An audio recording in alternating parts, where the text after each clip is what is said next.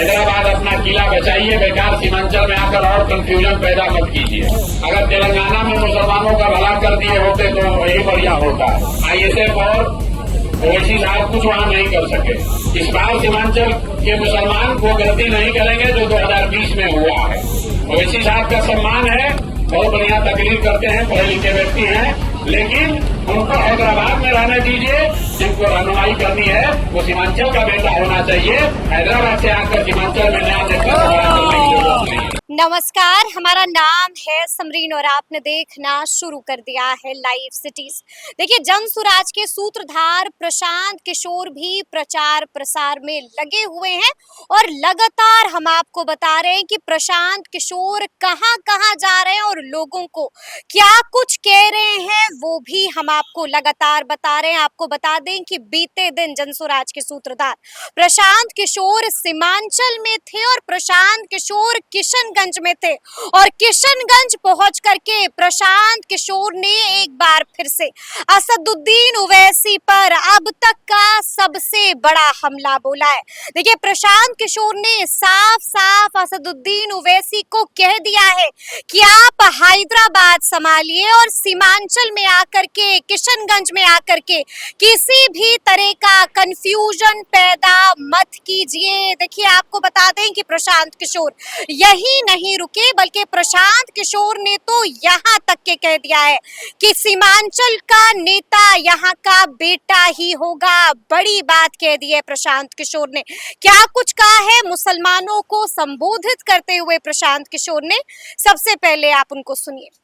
Sir, Owaisi कह रहे हैं कि सीमांचल की ज्यादा सीटें हम जीतेंगे और थर्ड फ्रंट बनेंगे बिहार में। भैया, ऐसा है, ओवैसी साहब मेरे मित्र हैं, लेकिन मेरा उनको सुझाव है बिना मांगा हुआ कि आप हैदराबाद संभालिए, हैदराबाद अपना किला बचाइए, बेकार सीमांचल में आकर और कंफ्यूजन पैदा मत कीजिए। अगर आप हैदराबाद अपना संभाल लिए होते, अगर तेलंगाना में मुसलमानों का भला कर दिए होते तो वही बढ़िया होता।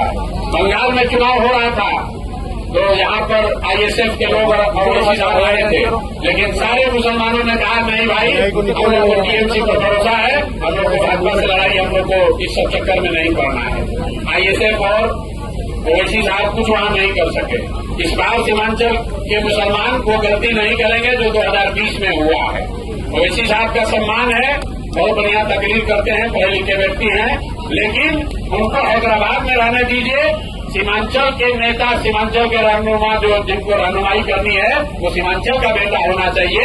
हैदराबाद से आकर सीमांचल में नया नेता करने की जरूरत नहीं है। एनडीए और महागठबंधन में मुस्लिमों को भागीदारी नहीं दी गई आपके अंदर, और आप मंच में आकर डायरेक्ट भाषण देते हैं, यहाँ के लोकल नेता से नहीं मिलते हैं, ये आपके ऊपर आरोप लगाते हैं। मेरे भाई, हमसे ज्यादा कोई अगर लोकल नेता से मिला हो तो बिहार में आप पूरा खोज के बताइए। 2.5 बरस बिना घर गए, बिना गाड़ी पर पैर रखे 2.5 बरस मैंने 5,500 गांव में पैदल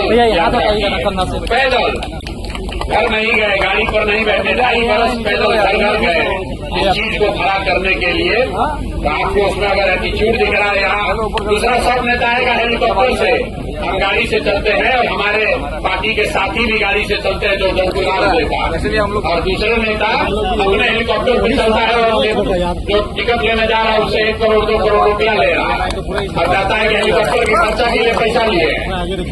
और हम अपना पैसा साधन लगाकर यहाँ ये व्यवस्था बना रहे हैं कि गरीब से गरीब आदमी भी अगर चुनाव लड़ना चाहता है, राजनीति करना चाहता है, तो जहाँ तक हो सके उसकी मदद की जा सके। एनडीए और महागठबंधन में मुस्लिमों को भागीदारी नहीं दी गई, उस हिसाब से जिस हिसाब से संख्या है। भाई, मुसलमानों को भागीदारी इसलिए नहीं दी जाती है कि मुसलमानों को भागीदारी से ज्यादा भाजपा का डर सता रहा है। मतलब आजाद भारत के इतिहास में पहली बार बिहार में किसी एक दल जन सुराज ने, याद रख लीजिए भैया, 34 मुसलमानों को टिकट दिया है। लेकिन और यही नहीं, तालीफ पर मत बजाइए, हमने घोषणा ये की थी कि जहां से सीमांचल को छोड़कर हमने पूरे बिहार में जहां कहीं भी मुस्लिम विधायक हैं या कोई मुस्लिम प्रत्याशी है, वहां पर जन सुराज मुस्लिम विधायक प्रत्याशी नहीं देगा। तो हम लोगों ने वहां पर मुसलमानों को लड़ाया है जहां आपकी संख्या है लेकिन कोई मुस्लिम विधायक पहले से नहीं है, कोई दूसरे दल का मुस्लिम प्रत्याशी नहीं है, ताकि कल होकर कोई इल्जाम न लगाए कि भैया ये मुस्लिम प्रत्याशी खड़ा करके इन्होंने वोट बांटा है। और इसके बावजूद टोटल 34 मुस्लिम साथी चुनाव लड़ रहे हैं जनसुराज के टिकट पर। आज तक कोई एक दल ऐसा नहीं हुआ जिसने 34 मुसलमानों को टिकट दिया हो। लेकिन यहाँ पर जो हमारे विरोधी होगा कोई तो कहेगा 34 को इसलिए दिए हैं कि हम लोग का वोट काटना चाहते हैं। तो मुसलमानों के साथ दिक्कत ये है कि आपको पूछे तो दिक्कत, आपको न पूछे तो दिक्कत। आपको टिकट दिया तो कह रहा इतना टिकट दिया, जरूर कोई न कोई पीछे बात होगा, हम लोग का वोट काटना चाहते हैं। अगर टिकट न दें तो वही मुसलमान कहेगा हम लोग भैया क्या करें, आप भी तो बड़ा बड़ा बात करते थे लेकिन आप भी तो हम लोग को हिस्सेदारी नहीं दिए। तो मेरे भाई ये आपका शक हम पर नहीं है, ये आपका शक अपने आप पर है। पिछले 25-30 साल में मुसलमानों को भाजपा का डर दिखा कर इतना डरा दिया गया है कि आपको जो आदमी आता है उस पर आपको शक ही होता है, आपको अपने आप पर भी शक होता है। जहां आपकी 90,000 1 लाख आबादी है वहां चुनाव लड़ने जीतने में भी आपको शक होता है। इसीलिए मैंने यही बात कही, जिस दिन आप भाजपा का डर अपने मन से हटा देंगे अपने आप आपकी आधी समस्या खत्म हो जाएगी। और उसी प्रयास में जनसुराज लगा हुआ है।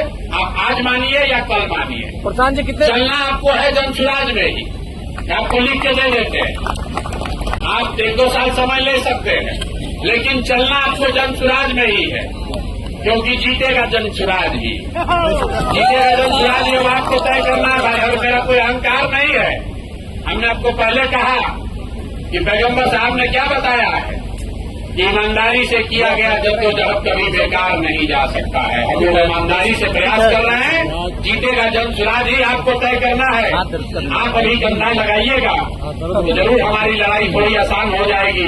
लेकिन अगर आपने कंधा नहीं भी लगाया, हम पर भरोसा नहीं भी किया, तो भी आपसे कोई शिकवा शिकायत नहीं है। बिहार जीतने के बाद फिर से आएंगे, लेकिन जब अगली बार आएंगे तो आपसे हरजाना भी वसूलेंगे।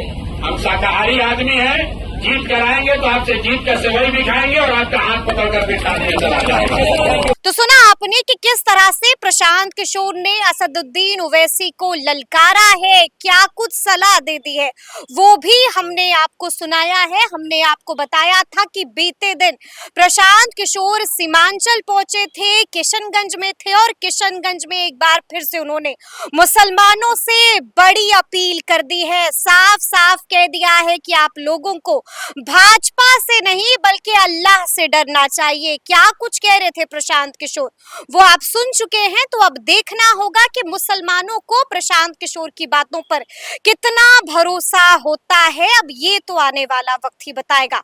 तो फिर ये पूरी वीडियो, पूरी जानकारी आपको कैसी लगी है, कमेंट करके हमें जरूर बताइएगा। तो ऐसे तमाम अपडेट्स के लिए बिल्कुल ऐसे ही हमारे साथ बने रहिएगा और देखते रहिएगा लाइव सिटीज। बहुत शुक्रिया।